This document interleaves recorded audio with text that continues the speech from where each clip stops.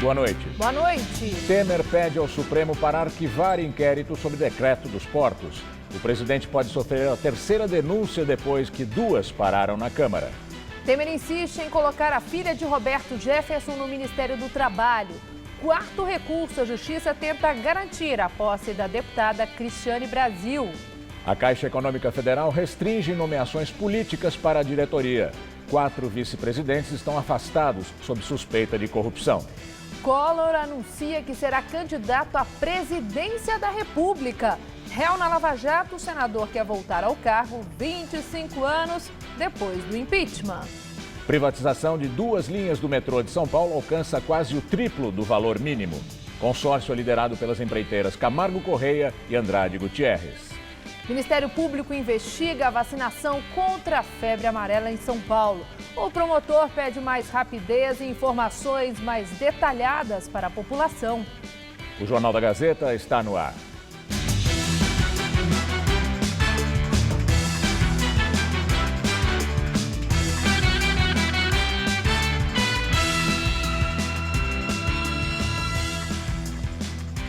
Muita gente passa a noite nas filas dos postos de saúde para garantir a dose da vacina contra a febre amarela. Mas hoje, a espera nos postos na Zona Leste foi em vão.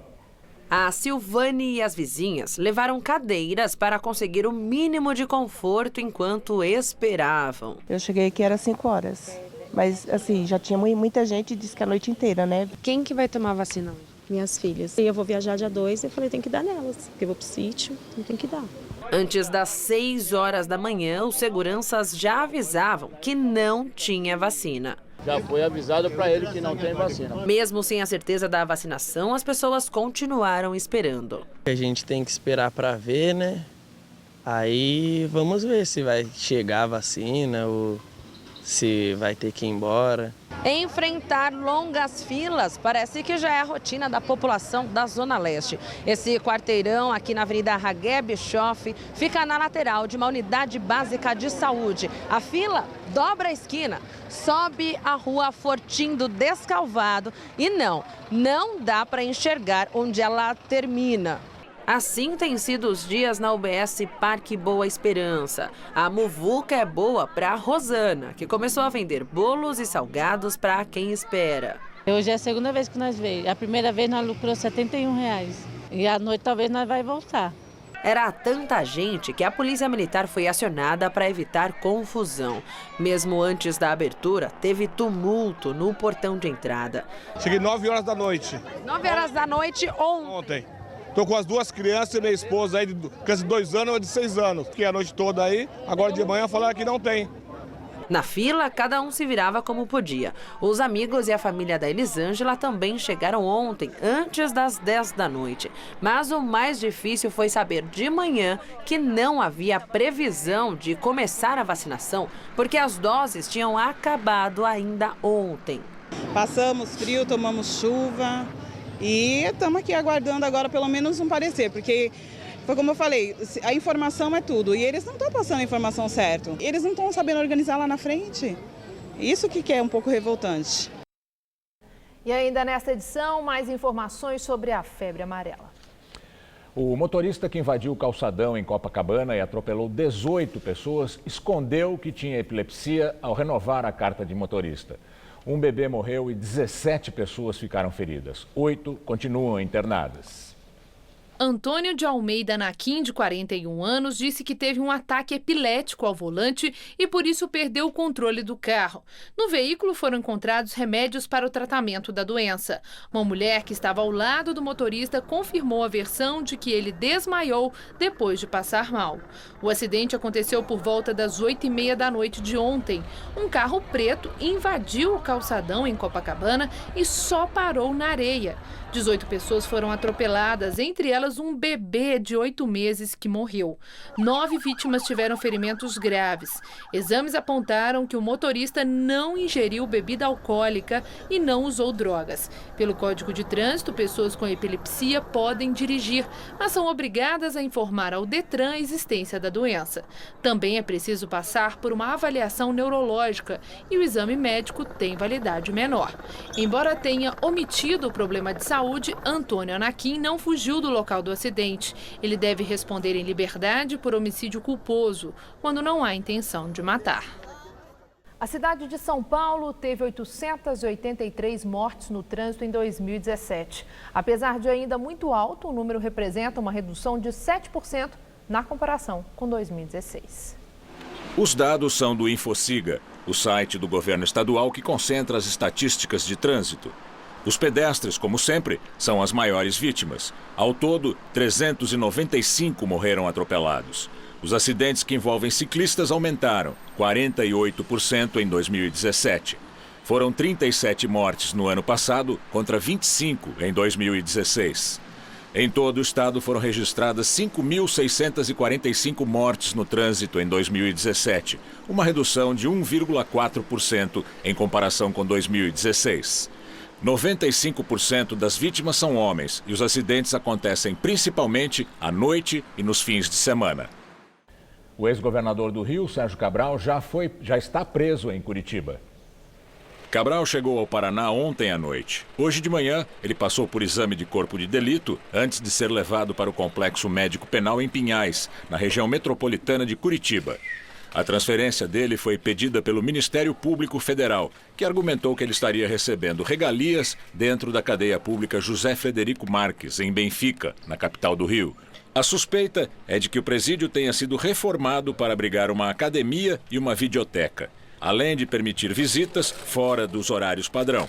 Cabral foi condenado a mais de 70 anos de prisão por crimes de corrupção passiva e lavagem de dinheiro.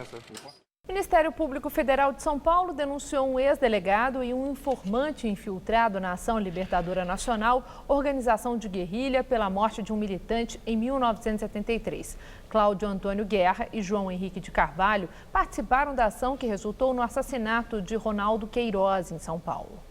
Segundo o Ministério Público, o então delegado Cláudio Guerra atirou no estudante de geologia a partir de informações passadas por João Henrique Ferreira de Carvalho, médico que era da ALN e passou a trabalhar para a polícia. O Ministério Público destaca que o caso é imprescritível e impassível de anistia. Para virar uma ação penal, essa denúncia precisa ser aceita pela Primeira Vara Criminal Federal de São Paulo. Morte do ministro do Supremo Tribunal Federal, Teori Zavascki, completa um ano sem que as investigações esclareçam a causa para a queda do avião que ele viajava. A Aeronáutica deve apresentar um relatório na segunda-feira. O Centro de Investigação e Prevenção de Acidentes Aeronáuticos, o CENIPA, deve se pronunciar sobre os fatores que contribuíram para a causa do acidente. A Polícia Federal também não concluiu seu inquérito. Na semana passada, o delegado responsável pela investigação esteve com a presidente do Supremo, ministra Carmen Lúcia, para falar sobre o caso. Até agora, as investigações descartam oficialmente um ato intencional. A hipótese de falha humana é a linha principal da apuração. O avião que levava Teori Zavascki caiu em Paraty, no litoral sul do Rio. Além do ministro, 4 pessoas que estavam a bordo morreram. O empresário, dono do avião, Carlos Alberto Figueiras, o piloto Osmar Rodrigues, a massoterapeuta Maíra Panas e a mãe dela, Maria Hilda Panas. O ministro da Justiça, Torquato Jardim, se reuniu hoje em Porto Alegre com o presidente do Tribunal Regional Federal da 4ª Região, o desembargador Carlos Thompson Flores. Depois do encontro, o ministro afirmou que não há nenhuma preocupação com a segurança dos desembargadores que vão julgar um recurso do ex-presidente Lula na semana que vem.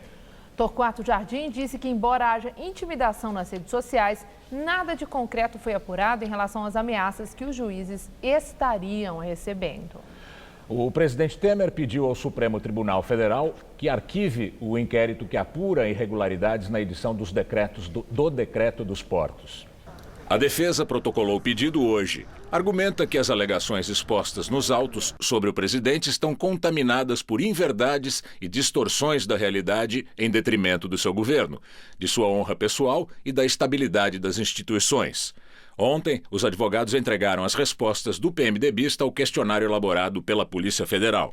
Os investigadores querem saber se Temer ou aliados dele receberam dinheiro para beneficiar a Rodrimar, empresa que atua no Porto de Santos. O decreto foi assinado em maio do ano passado. O presidente negou que tenha havido contrapartida na edição do decreto e criticou algumas das perguntas formuladas pelo delegado da Polícia Federal.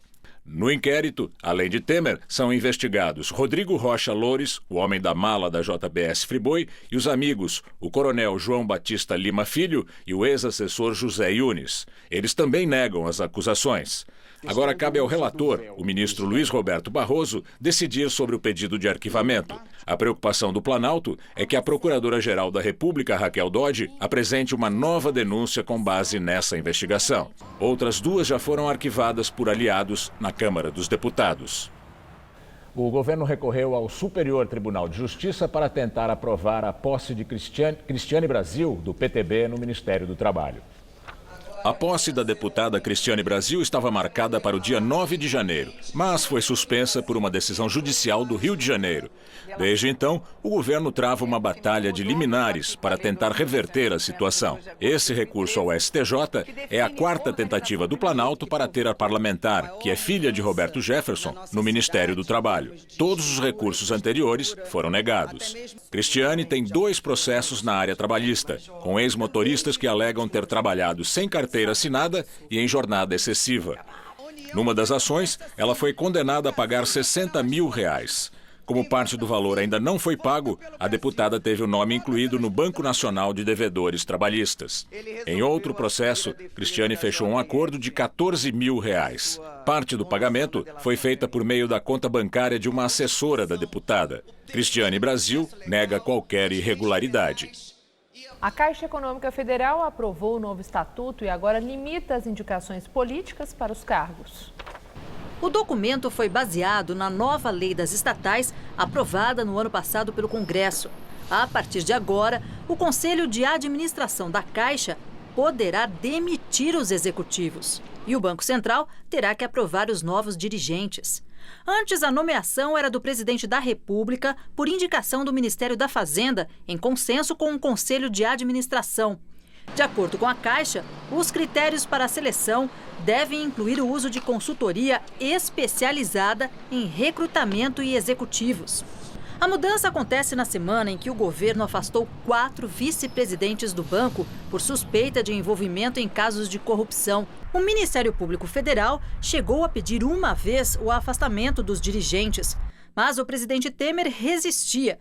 Ele só cedeu à pressão após os procuradores alertarem que ele poderia ser responsabilizado caso os vice-presidentes não deixassem os cargos. A resistência do Planalto era porque os dirigentes que agora foram afastados eram indicações políticas. Das 12 vice-presidências da Caixa, 11 são ocupadas por 7 partidos, entre eles PP, PMDB, PR e PRB. Agora, em tese, a indicação passará a ser técnica e não mais terá influência partidária. Desta forma, os partidos aliados ao governo perdem espaço que hoje tem no banco. E o Planalto já foi alertado de que as mudanças podem representar o fim da possibilidade da reforma da Previdência ser aprovada no Congresso. Para a matéria ser aprovada, são necessários 308 votos de deputados. Parte da base tem receio em votar a reforma da Previdência por ser um ano eleitoral e muitos parlamentares considerarem o texto impopular. A primeira votação está marcada para o dia 19 de fevereiro, na Câmara. Logo mais, na entrevista do dia com Maria Lídia Flandoli, Paulo Tafner, coordenador do Grupo de Estudos da Previdência do IPEA, sobre a reforma da Previdência Social. O metrô de São Paulo voltou a funcionar normalmente hoje. O consórcio liderado pela CCR ganhou o leilão de concessão das linhas 5 Lilás e 17 Ouro.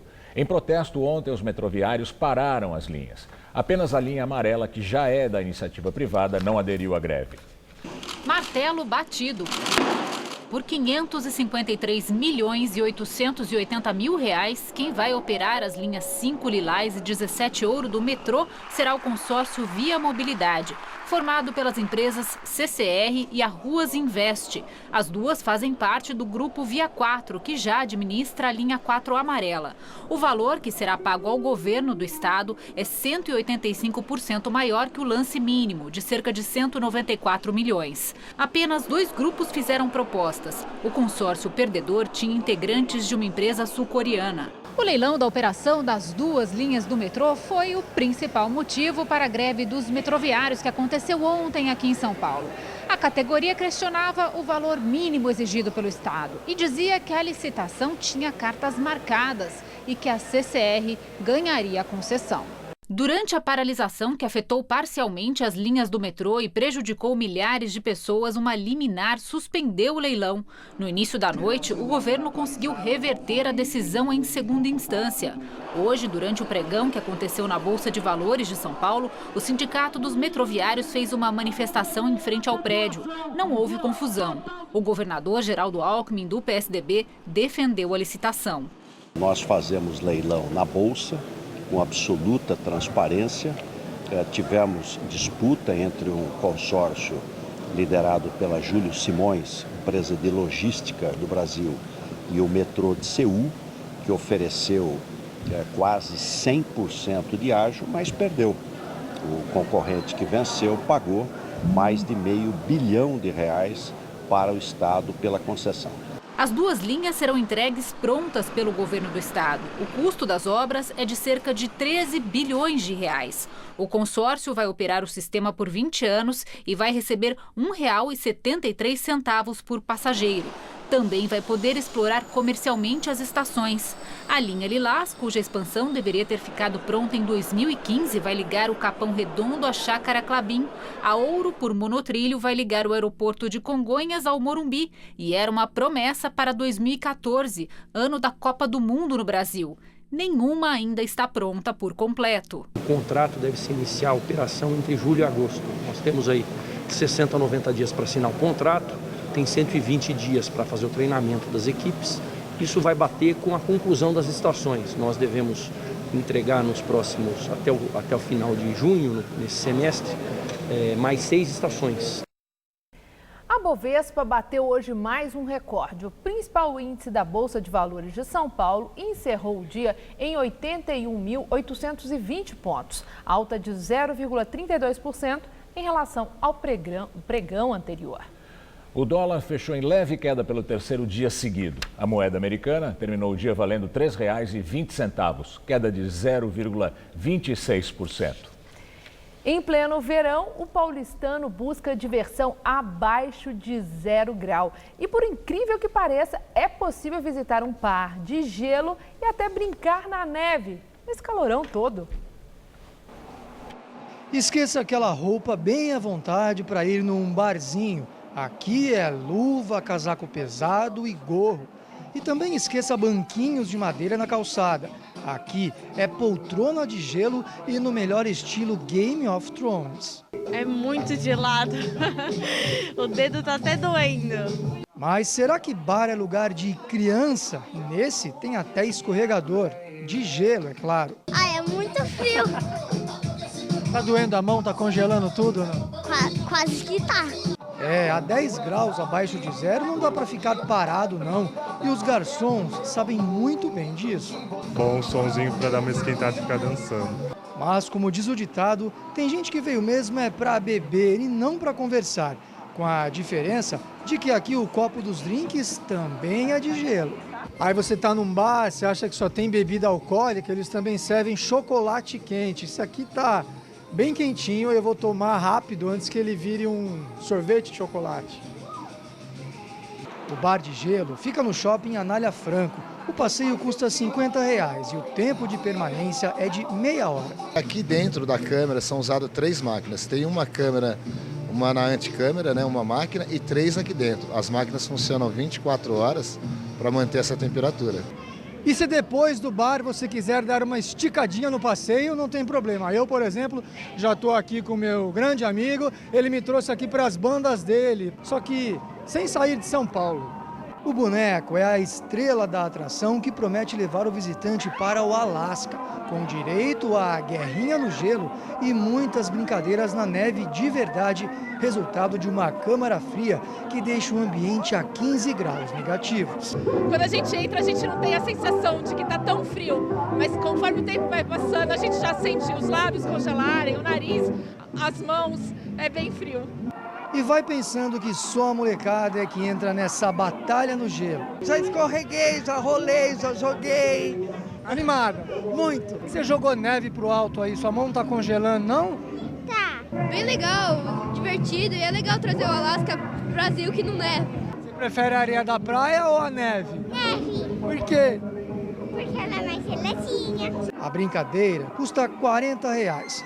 E com esse calorão que anda fazendo, uma friacazinha de leve é mais que bem-vinda. Frio, mas muito divertido. Jogar neve, fazer boneco, a gente vira criança junto, né? A experiência dura 20 minutos. Alguns até suportariam mais, só que para outros, tempo suficiente para tremer e bater o queixo. Mas já não estou aguentando mais. Já não está aguentando mais? Já deu. Falta muito para acabar?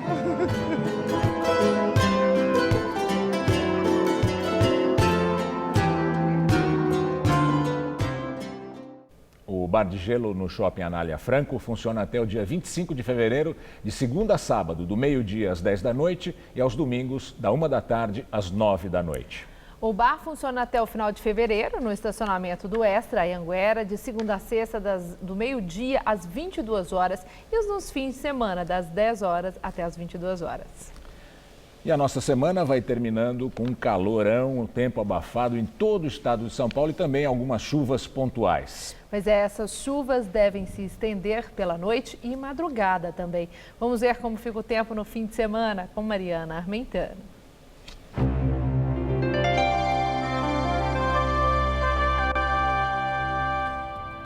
O fim de semana promete calor e chuvas de verão na maior parte do Brasil. Uma frente fria reforça as instabilidades sobre parte do sudeste e do sul e podem ocorrer até temporais isolados. E esse tempo abafado, com sol entre nuvens e chuvas a partir da tarde, predomina em praticamente todas as regiões. Só não deve chover nessas áreas claras, como o norte capixaba, norte de Minas e interior da Bahia. Vamos dar uma olhadinha aqui como fica a nossa tabela de temperaturas para esse sábado? Olha só, na capital gaúcha, tempo firme com temperaturas entre 17 e 32 graus amanhã. Em BH, antes das chuvas de finalzinho de tarde, os termômetros vão à marca dos 31 graus. No Rio, muita nebulosidade, tempo abafado, máxima de 33 graus, com chuvas entre a tarde e a noite. E em Salvador, muito sol, chuvinha rápida e máxima em torno dos 32 graus amanhã por lá. Aqui em São Paulo, em grande parte do estado, o sol brilha forte pela manhã e ocorrem pancadas isoladas de chuva a partir da tarde. No litoral, há condições para pancadas rápidas a qualquer hora do dia. Já aqui na Grande São Paulo, nos vales do Ribeira e do Paraíba e na cidade de Sorocaba e Campinas, chove já entre a madrugada e o início da manhã de sábado. E a partir da tarde, pode chover até com forte intensidade. E olha as temperaturas. A máxima vai aos 34 graus em Presidente Bernardes e aos 35 em Votuporanga. No centro-norte faz também 34 em Ribeirão Preto e 35 em Araraquara. E na faixa leste teremos calor de 30 graus em São José dos Campos e de 29 em Caraguá, no litoral. Para a capital, o calor diminui um pouquinho nesse sábado, mas logo volta a esquentar, viu? Nessa madrugada teremos mínima de 20 e máxima amanhã à tarde de 28 graus, com possibilidade de chuvas fortes. Aí no domingo o dia fica com muita nebulosidade, ainda chove, mas a máxima volta para os 30 graus. E para começar a semana sem muitas mudanças, teremos calor de 31 graus e chuvas no finalzinho do dia. E voltamos a falar sobre a febre amarela. A capital paulista registrou 2 mortes por reação à vacina da febre amarela. Uma mulher de 76 anos, moradora de Biúna, no interior de São Paulo, e um homem que, por enquanto, não teve a identidade revelada. Essa informação é do secretário municipal de saúde, Wilson Polara. Outros 3 casos estão sendo investigados. A Secretaria Municipal de Saúde de São Paulo revelou que, ao todo, 6 mortes foram notificadas como consequência da vacina. Uma delas já foi descartada, mas outras 3 seguem em investigação. Os 2 casos confirmados teriam ocorrido por baixa imunidade das pessoas. Quem acaba de ser vacinado pode apresentar reações adversas como dores de cabeça, no corpo, febre, mas esses sintomas desaparecem no máximo em 10 dias e só acontece para poucas pessoas, entre 2 a 5% dos vacinados. Já efeitos graves são bem mais raros, mas estão previstos na literatura médica. A estimativa é que a proporção de quem desenvolve a febre amarela de forma extrema a partir da vacina e corre o risco de morrer é de 1 caso para cada 400 mil pessoas. Não é uma vacina assustadora, é uma vacina muito segura, usada há muitos anos, milhares de doses no mundo todo já foram feitas Esse é um caso excepcional, raro. A diretora da Sociedade Brasileira de Imunizações explica que a vacina da febre amarela é a única com vírus atenuado a apresentar esse risco, mas argumenta que em 70 anos da criação dela e diante do perigo da doença em si, a vacina é altamente importante. E esses não foram os primeiros casos de óbito em decorrência da imunização. Nas últimas 2 décadas que a gente tem visto, primeiro, a febre amarela se expandir novamente e uma vacinação com um número maior de pessoas, né, milhões de pessoas aqui no Brasil recebendo a vacina, estatisticamente está dentro do esperado a ocorrência desses eventos adversos graves. Então, assim, fez a vacina, teve um quadro de febre, mal-estar persistente, ela deve procurar avaliação médica. A vacina é recomendada para pessoas entre 9 meses e 59 anos de idade. Uma gripe não é contraindicação. Apenas quem tem doenças autoimunes, como lúpus ou do timo, ou imunodeficiências, como HIV não controlado ou quem está em tratamento de câncer. Já quem tem mais de 60 anos, por medida de segurança, deve passar pelo médico para avaliar como está o sistema imunológico e se a vacina representa algum risco. Grávidas e lactantes também não devem ser imunizadas. Repelente, calças e blusas com manga longa e mosquiteiros ajudam na proteção à doença, além de evitar locais de mata. Já são 81 casos no estado de São Paulo de febre amarela, com 36 mortes confirmadas. Sobre a grande procura pela vacina, em nota, a Secretaria Municipal da Saúde de São Paulo reitera que a campanha tem como público-alvo todos os distritos da Zona Norte, 3 da Zona Sul e na Zona Oeste apenas os moradores de Raposo Tavares. O texto diz ainda que outros locais deverão ser incluídos na campanha nos próximos meses. Hoje, o Ministério Público de São Paulo instaurou um inquérito civil para apurar a responsabilidade do Estado de São Paulo e da Prefeitura na distribuição da vacina da febre. O inquérito atende ao pedido de uma pessoa que tentou se vacinar no bairro do Bexiga, região central, e alegou como sendo ofensiva a forma como a vacinação está sendo feita. Turistas com passagem comprada para o Brasil também têm lotados os postos de saúde lá na Argentina, atrás da vacina contra a febre amarela. Em Buenos Aires e Córdoba, vários postos de saúde registraram imensas filas. A procura aumentou depois que a Organização Mundial da Saúde colocou o estado de São Paulo em área de risco alto para a doença. Segundo as autoridades argentinas, quase 1.000 pessoas têm procurado diariamente os postos de saúde de Puerto Madero e do Boca, na capital portenha, atrás da imunização. O senador Fernando Collor, do PTC de Alagoas, anunciou hoje que é pré-candidato à presidência da República nas eleições deste ano. Porque hoje a minha decisão foi tomada.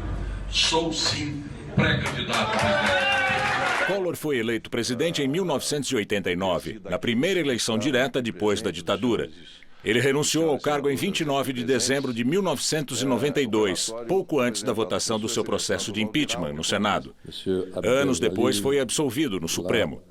Ele foi eleito senador em 2006 e reeleito em 2014. No ano passado, Collor se tornou réu na Lava Jato sob acusação de corrupção passiva, organização criminosa e lavagem de dinheiro, crimes ligados a desvios na BR Distribuidora. Depois da viagem cheia de tensão ao Chile, o Papa Francisco chegou ontem ao Peru para uma visita oficial de 3 dias. Hoje ele se reuniu com comunidades indígenas da Amazônia peruana e condenou o descaso com a proteção do meio ambiente e dos índios. Francisco foi recebido pelo presidente peruano ontem à tarde. Na primeira aparição pública pelas ruas de Lima, um dos policiais da segurança papal caiu do cavalo. O Papa desceu do carro oficial para acompanhar o socorro ao ferido. Depois foi para a região de Puerto Maldonado, na região amazônica peruana, onde foi recebido com flores e um coral de curumins. Como no Chile, Francisco participou de uma missa com 3.500 representantes dos povos indígenas da região e criticou o descaso com a proteção dos índios e o acesso precário deles à terra. Francisco também condenou a falta de políticas públicas de proteção do meio ambiente. Nos Estados Unidos, a menos de 24 horas da paralisação dos serviços públicos por falta de orçamento, a Câmara dos Deputados aprovou uma proposta que estende os pagamentos ao funcionalismo até o dia 16 de fevereiro. Desde outubro, o governo Trump tenta um acordo no Congresso para o orçamento deste ano.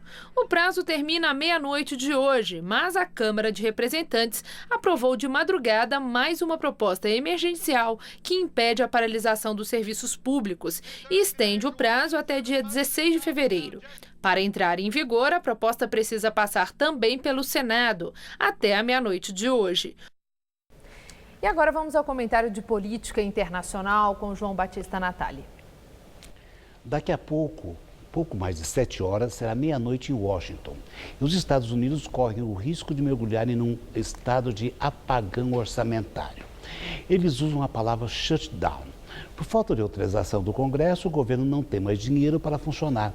As únicas exceções são as Forças Armadas, o controle do tráfego aéreo e os hospitais ligados ao governo central. O projeto de orçamento aprovado hoje de madrugada pela Câmara dos Deputados está agora nas mãos do Senado. O texto precisa do apoio de 60 dos 100 senadores. Os republicanos têm 51, metade mais um. Mas 4 já anunciaram que votarão contra o governo. O impasse seria resolvido apenas se a Casa Branca fizesse concessões. A oposição democrata pede que Donald Trump desista de condenar à deportação os 700 mil estrangeiros que chegaram aos Estados Unidos ainda crianças em companhia dos pais que eram imigrantes ilegais. Trump respondeu que até pode conversar sobre o assunto, mas ele quer em troca que os senadores da oposição providenciem o dinheiro para construir aquele muro da vergonha na fronteira dos Estados Unidos com o México. Os democratas se recusam a discutir esse assunto e têm toda a razão. Essa é a 4ª vez em 20 anos que os Estados Unidos enfrentam um apagão orçamentário. A última vez foi em 2013, durante o governo Barack Obama, e o apagão durou 16 dias. Mas é a primeira vez que isso daqui acontece quando um só partido, o republicano, controla as 2 casas do Congresso e o Poder Executivo. A verdade é que Donald Trump se enfraqueceu politicamente desde a semana passada, quando chamou o Haiti e o continente africano de países de merda. A ofensa diminuiu a margem de manobra dos parlamentares próximos ao governo. E no falar nisso, amanhã, sábado, Donald Trump poderia estar festejando o 1º aniversário do mandato presidencial. Mas ele vai estar de olho no furacão do orçamento. É assim que o mundo gira. Boa noite. Há 93 anos, Primo e Yolanda Foroni, um jovem casal de filhos de imigrantes italianos, abriram uma pequena gráfica no bairro do Cambuci, na capital paulista. No início, ela produzia artigos de papel para escritório. Hoje, seus produtos são vendidos em todo o país e até no exterior. Por isso, a Gráfica Foroni é uma empresa que é a cara de São Paulo. A foto em preto e branco de Primo Foroni está sempre visível. Foi dele o primeiro passo para fundar a Gráfica com o nome da família há 93 anos. O filho Alberto é hoje o presidente. Ele formou-se, na época, no Liceu de Artes e Ofícios, encadernador. Ele se preparou para exercer essa atividade. O negócio dos Foroni era investir em produtos para escritórios, como envelopes e livros fiscais. Ao lado de Alberto, a filha também toca o negócio da família. Maricia é formada em engenharia civil e conta que trocou tijolo por papel há pouco mais de 20 anos, quando a fábrica precisou se reinventar. A gente tem que buscar o que o nosso consumidor está querendo. Então, foi aí que eu fiz a transição da engenharia para o marketing. Um dos produtos mais antigos é a Paulistinha, que é a carteira comercial paulista, criada na década de 1900. Era onde os comerciantes anotavam e controlavam todas as despesas. Com a tecnologia, ela foi caindo em desuso, assim como outros itens para os escritórios. Daí a fábrica precisava se manter ativa no mercado e mudou a estratégia. Começou a apostar nos estudantes. A produção de cadernos escolares está a todo vapor. O período do início do ano letivo, chamado como volta às aulas, corresponde a mais de 70% do faturamento anual da Gráfica. A dedicação resultou em importantes prêmios internacionais, como este recebido da Disney. Na América Latina, a empresa já está presente em 6 países. Um deles é o Chile, onde as folhas dos cadernos são assim, quadriculadas. Além da expansão comercial, a Gráfica marca também foi o crescimento profissional da Cláudia, funcionária há mais de 20 anos. Eu vejo um lado muito positivo de você trabalhar numa empresa familiar. Você não é mais um número, você é uma pessoa que faz a diferença dentro da empresa. Então você tem contato com os próprios donos, o que você fala geralmente não é questionado. Para quem ainda sonha em passar o bastão para a quarta geração da família, não existe um segredo para a longevidade de um sonho. Não me vejo aposentado. Eu me vejo assim como uma referência aqui na empresa, entende? E à medida do possível ainda dou palpites.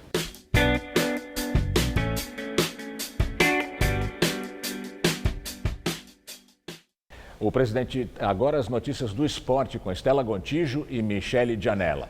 Depois do esporte, a Maria Lídia entrevista Paulo Tafner, coordenador do Grupo de Estudos da Previdência do IPEA. O Palmeiras estreou no Campeonato Paulista com uma bela vitória no Allianz Parque, com direito a um golaço do recém-chegado Lucas Lima, né, Michele? Uma boa noite para você. Boa noite, Estela. Foi um belo jogo de estreia do técnico Roger Machado também no comando do Palmeiras. A partida contra o Santo André foi a primeira oficial do Lucas Lima com a camisa do Verdão, já que o atacante estava no Santos, né, e se juntou ao Palmeiras aí no final do ano passado. E a estreia não podia ter sido melhor para o novo reforço da equipe. Confira. Antes da bola rolar, a apresentação de Gustavo Scarpa para o torcedor palmeirense, que não poupou energia para saudar o 6º reforço do time na temporada.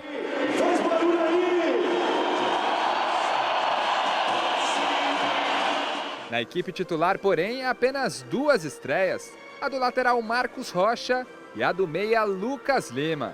O volante apareceu dando este lindo lançamento para Borja na esquerda. O colombiano achou o Dudu, que tentou de calcanhar e parou na trave. Mas no rebote, William fez o primeiro gol do Palmeiras na temporada. E o tal do Lucas Lima logo apareceu, aos 36 minutos após a grande jogada de William. E o chute travado de Borja, o camisa 20 emendou uma bomba de pé esquerdo e marcou seu primeiro gol com a camisa alviverde. 2 minutos mais tarde, o Ramalhão veio para cima. Joãozinho avançou pela esquerda, bateu cruzado e Jailson fez a defesa parcial. No rebote, João Lucas colocou lá dentro. E o empate só não veio na sequência porque a trave, 2 vezes, salvou o Verdão. Roger então colocou Bruno Henrique na vaga de Tietê e Keno no lugar de Dudu. E foi justamente o camisa 11 que levantou a torcida, carimbando a trave aos 37 minutos e, na sequência, marcando o 3º do Palmeiras. Fim de jogo, 3-1 Palmeiras e estreia aprovada pelo professor. Eu acho que foi uma boa estreia. Feliz que essas primeiras escolhas que a gente optou para que fossem para campo deram uma boa resposta. Michele, o Palmeiras chegou aí mostrando para que veio, né? Lucas Lima já fazendo gol. Ele estreou com o pé direito, pé esquerdo, foi super bem na partida, só faltou fazer chover. O cabelo também mandou bem, né? O cabelo mandou bem. Eu acho que o legal disso é que a gente vê o quanto ele realmente estava desmotivado no Santos, porque tinha muito palmeirense com medo do Lucas Lima, falando, ele não tá jogando nada, mas aí ele jogou, entrou e deu conta do recado, bonito, né? Fez bonito. E o Felipe Melo também foi o comandante em campo, jogou muito bem. Vamos aguardar se tem mais, né? No fim de semana também tem rodada e outros 4 grandes voltam a campo. Exato. O São Paulo enfrenta o Novo Horizontino às 7h30 da noite no sábado, no Morumbi. Já o Palmeiras pega o Botafogo fora de casa no domingo, às 5 da tarde, enquanto o São Caetano recebe o Coringão em casa, também domingo, 7h30 da noite. O Santos é o último a entrar em campo às 8 horas da noite, no domingo, na Vila Belmiro, onde recebe o Bragantino. E uma notícia direto da Europa sobre o estado de saúde do Rei Pelé, que pegou todo mundo de surpresa aqui no Brasil, né, Michele? Pois é, Estela. Segundo a Associação de Cronistas Esportivos da Inglaterra, o Rei Pelé estaria internado em um hospital por causa de um desmaio causado por uma crise de exaustão. Mas o fato foi negado nesta tarde pela assessoria do ex-atleta. Acompanhe. Depois de aparecer com um andador na última segunda-feira, quando foi homenageado como padrinho do Campeonato Carioca, o rei do futebol Pelé não pôde ir a um evento em Londres organizado pela Associação de Cronistas de Futebol da Inglaterra. A entidade britânica divulgou um comunicado afirmando que o atleta do século teve um colapso por exaustão e foi internado em um hospital. A notícia repercutiu em tabloides ingleses como The Sun. No Brasil, o atleta do século desmentiu a notícia através da assessoria de imprensa e comunicou que descansa na casa dele no Guarujá. Segundo o staff de Pelé, ele preferiu não ir a Londres por estar bastante cansado dos últimos eventos, mas não passou por nenhum hospital. Aos 77 anos, Pelé teve problemas recentes na próstata e no rim, além de passar por uma cirurgia no quadril. E mudando de ares, hora de falar do basquete feminino, já que no domingo tem transmissão ao vivo aqui na TV Gazeta. Todo domingo, às 3 da tarde, aqui na TV Gazeta, Estela. E nesse final de semana, a transmissão ao vivo é da partida entre São Bernardo e Catanduva. As duas equipes vêm se preparando desde segunda-feira para esse grande duelo. São Bernardo, estreante na Liga, começou o campeonato jogando o clássico do ABC como visitante contra o Santo André. Arrepiando, mostrando as garras no primeiro quarto. Depois entrou em parafuso. A gente começou a se perder. Foi mais emocional. Cansaço não teve. Eu acredito que foi porque ficamos nervosos. E aí aconteceu da gente se perder e entregamos o jogo. Ao mesmo tempo que nós abrimos a partida, o time sentiu como uma responsabilidade talvez maior de não perder o jogo mais. E nessa responsabilidade de não perder o jogo, começou a parar de jogar. Na verdade, não tinha o mesmo ímpeto e a mesma iniciativa que teve no início do jogo. A equipe é jovem, bem jovem. Manteve a base campeã paulista sub-19 do ano passado. Júlia Carvalho, na casa dos 30, a mais experiente da turma, enxerga muito potencial ao lado dela. Elas são novas, mas são muito boas. Elas vão dar pau a pau aí com todo mundo, nós todas, né? Eu falo por nós. As próximas duas partidas serão em São Bernardo. Atmosfera favorável hoje à noite frente à Presidente Venceslau. E no domingão, com transmissão ao vivo da TV Gazeta às 3 da tarde, diante de Catanduva. O professor Márcio que se cuide. No domingo, ele enfrenta a equipe de Catanduva, que tem no comando do time uma jovem treinadora, disposta a surpreender uma de suas referências no basquete. Ele é um ótimo treinador, fez um trabalho muito legal na categoria de base, vem fazendo. Então a gente tem que treinar firme, focar no que a gente quer para conquistar o nosso objetivo, que é sair com a vitória de São Bernardo. Mundo ligadinho na Gazeta. É isso aí. Até domingo, no Mesa Redonda também às 9 da noite. Obrigada, Mi. Obrigada, Estela. Boa noite para você. Boa noite. Com você, Gamberini. Daqui a pouco, na entrevista do dia com Maria Lídia, Paulo Tafner, coordenador do Grupo de Estudos da Previdência do IPEA, sobre a reforma da Previdência. Até já. O presidente Michel Temer assinou hoje o projeto de lei com regras para a privatização da Eletrobras. A proposta, que ainda vai ser encaminhada ao Congresso, prevê um item que limita em até 10% o poder de voto para qualquer acionista que tenha participação acima desse limite. Segundo o comunicado, essas medidas evitam a concentração de mercado e a tomada hostil do controle por uma outra companhia. Segundo o governo, a privatização vai permitir o desenvolvimento do mercado de energia. Por enquanto, a privatização da estatal está suspensa por determinação da Justiça. Vamos agora à entrevista do dia com Maria Lídia Flandoli sobre a reforma da Previdência Social. Entrevisto o economista e professor do Departamento de Economia da Universidade Cândido Mendes, do Rio de Janeiro, Paulo Tafner, que é pesquisador da FIP, da USP e do IPEA. Agradeço muito, professor, estar conosco num momento assim que a gente acredita em que faltam poucos dias para uma definição sobre a reforma da Previdência na Câmara Federal. Para o governo Temer, que está empenhadíssimo na aprovação dessa reforma, é vital para o equilíbrio da economia que ela seja aprovada, mas mesmo assim aceitou o adiamento dessa votação para fevereiro. Foi uma decisão acertada?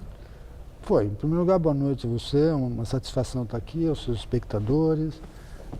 Foi uma decisão acertada diante da realidade de que, se fosse para votação naquele momento, os líderes do governo indicavam que a proposta não seria aprovada. E aí geraria um problema maior, porque não aprovando ele não poderia representar. Então é melhor adiar, reorganizar a base. O presidente da Câmara, o deputado Rodrigo Maia, está fazendo um trabalho de, digamos assim, convencimento dos seus parceiros, dos seus correligionários, da base aliada, de modo a que, retornando o Congresso do recesso, possa ser então apresentado. Marcaram até a data, né? Dia 19, é isso, de fevereiro? 19 começaria o processo de discussão. Isso. Veja, como é uma emenda constitucional, o processo legislativo é mais complexo. Precisa de 2 votações na Câmara e depois, em seguida, ser enviado ao Senado para que novas 2 votações acabem por aprovar definitivamente a emenda constitucional. Então, é um processo delicado.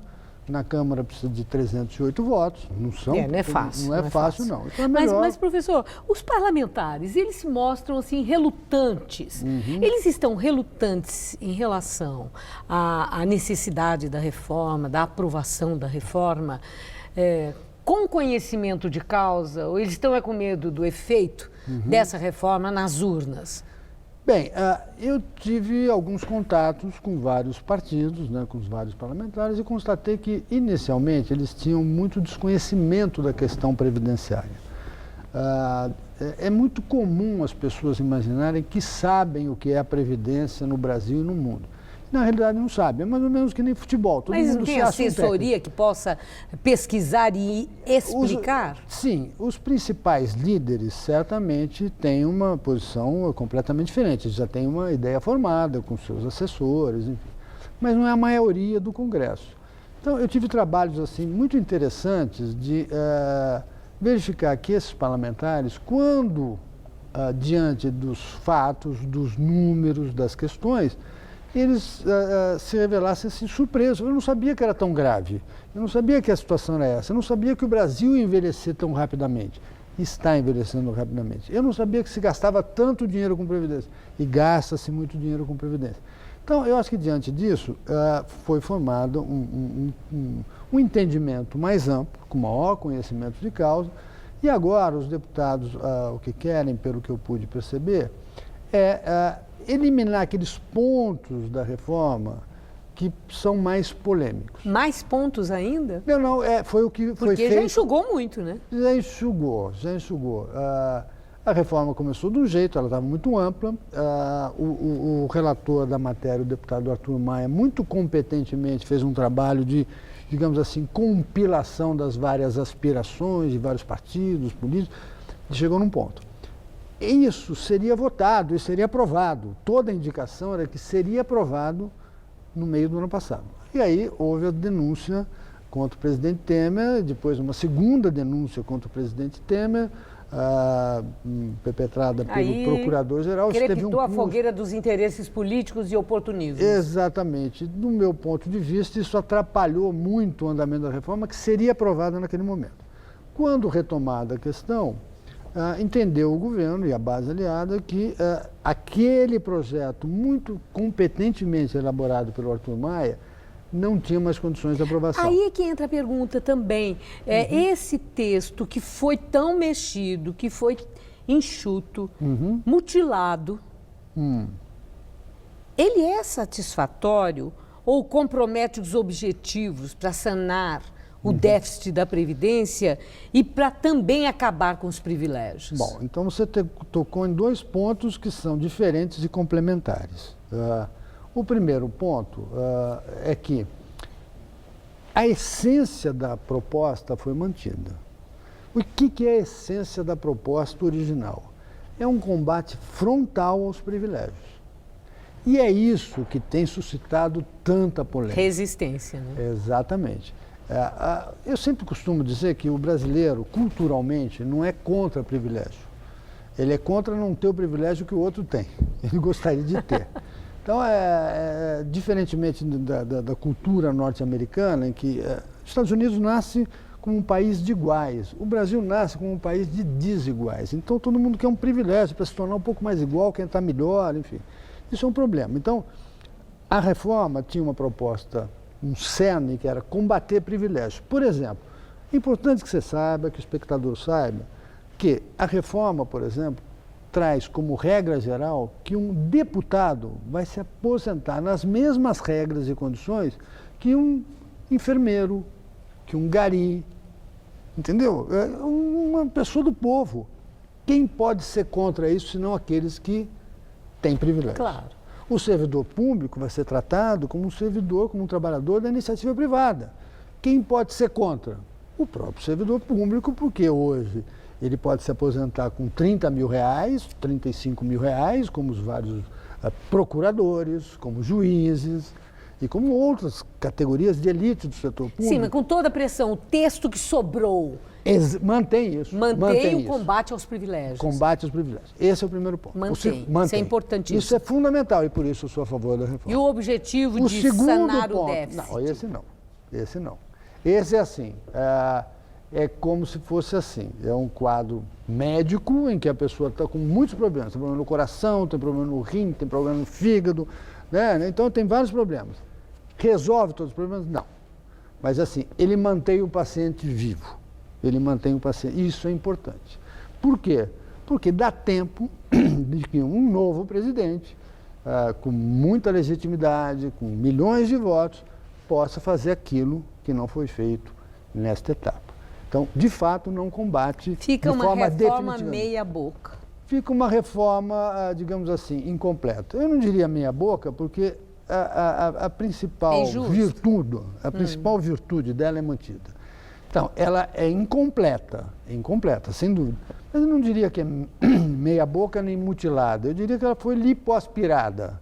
Ela foi enxugada em alguns aspectos mais polêmicos, que eu creio um presidente com maior legitimidade política. E eu devo fazer uma ressalva, o presidente Temer é um presidente reformista. O que ele fez no Brasil, muitos presidentes eleitos não fizeram. Sim, mas não está lá pelo voto. Sim, então, aquele exatamente, que lá chegar investido da autoridade, que o voto confere, fica mais fácil. Fica mais fácil, acho que aí pode se complementar para, de fato, aí sim, cumprir esse outro objetivo, que é dotar o nosso sistema previdenciário de um certo equilíbrio.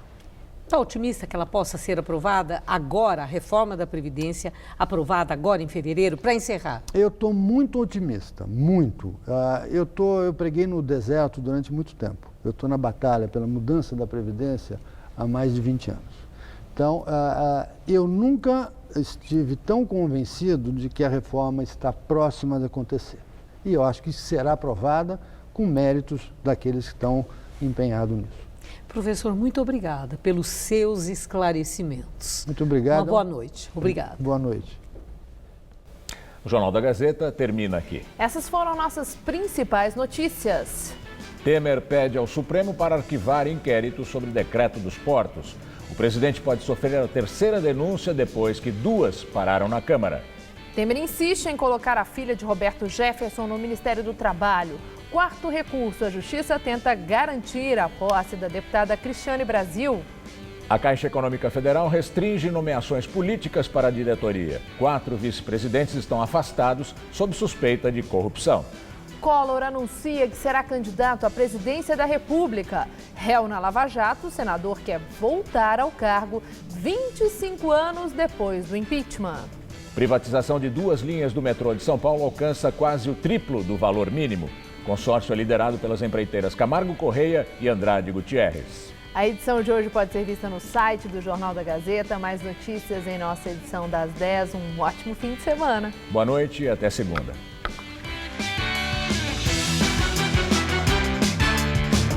Hoje, 10h30 da noite, no Todo Seu, informe-se sobre os acidentes mais comuns na época do verão e tenha férias tranquilas.